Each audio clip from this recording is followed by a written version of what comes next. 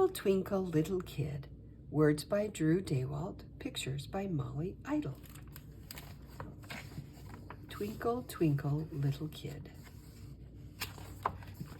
One night, Clyde noticed one little star all alone in the big black blanket of night above. He stared at the star for a long time, then said, "Starlight, star bright, the first star I see tonight. I wish I may, I wish I might, have the wish I wish tonight. I wish for a..." And then, at that very moment, Clyde closed his eyes and wished as hard as he could. His wish was a secret. He opened his eyes and looked around, hoping his wish had come true. But it hadn't. With a sigh, he stood up and walked home. Later that night, as Clyde lay asleep in his bed, having forgotten the lonely little star in the sky and the wish he had made, the strangest thing happened. That same little star climbed into his bedroom window. And then, very quietly, the star said, "Kid light, kid bright, the first kid I see tonight. I wish I may, I wish I might, have the wish I wish tonight. I wish for a..." And then at that very moment, the star closed her eyes and wished as hard as she could. Her wish was a secret. "Ah!" someone screamed. She was startled by the terrible sound. It was Clyde, who had awoken and was terrified to see the star in his room. "Geez, you have to scream like that?" asked the star. "You completely freaked me out."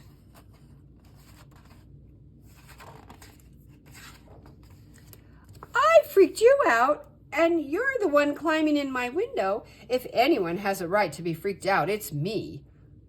Said Star. "Good point. I hadn't thought about it that way."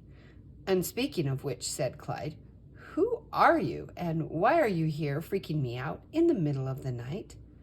"Oh, come on. You don't know me, Clyde? I'm the star you wished on tonight, and last night, and every night for the past 2 weeks," she added. "You're a very needy person." "Don't judge me. I'm not the weirdo climbing into people's windows. What are you doing in my room anyway?" "Making a wish on you." "What? You can't wish on me," said Clyde. "Stars don't make wishes on kids. Kids make wishes on stars." "Well, I just did," said the star as she stood there defiantly. "But I don't know how to grant wishes," said Clyde. "What did you wish for?" "I can't tell you or it won't come true," said Star. "What? That's crazy. How am I supposed to grant your wish if you won't tell me, you silly star?" asked Clyde. "I don't know," Star shrugged. "You're supposed to just know." Clyde looked at the star for a very long time, trying to think what a star might wish for, but not succeeding at all. And then Clyde got an idea. He ran over and grabbed up his brand new, unused game of checkers. "Here," said Clyde. "Is it checkers? Did you wish for a game of checkers?" "No," said Star. "I didn't wish for checkers." "Wait a minute. Isn't that something you wished for me?" "Yeah," said Clyde, "but it takes 2 players, and I don't have anyone to play with." "That's a bummer," said Star. "I love checkers, but that's not what I wished for." Clyde got another idea. "Come with me," he said, and he led the star out to his backyard. "How about a 2-person tent? I wished for it once. Did you wish for that?" "No," said Star. "I did not wish for a tent. Camping is great, though. I like camping." "Me too," said Clyde, "but I'm too scared to stay out in the tent alone." "I'd love to camp out with you," said Star, "but I didn't wish for a tent." Clyde raced over to the other end of the yard and grabbed up his frisbee. "Is it a frisbee?" he asked. "No," said Star. "Don't get me wrong, I love frisbee," said the star, "but that's not what I wished for." "Yeah, without someone to throw them back, they're kind of exhausting," said Clyde. "True," said Star. Clyde took Star to the garage.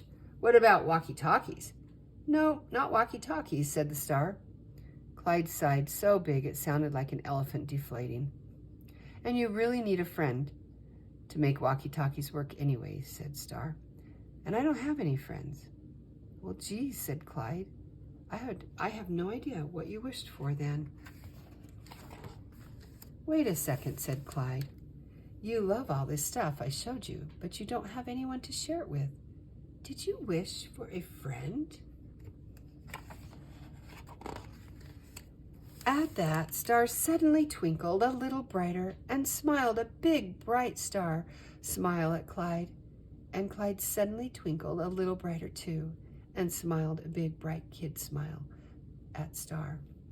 That's what I wished for too, said Clyde. Both of their wishes were secrets, no more. And look how much fun they had together. And that is how it came to be that Clyde and Star granted each other's wishes, became best friends, and were never, ever lonely again. The end.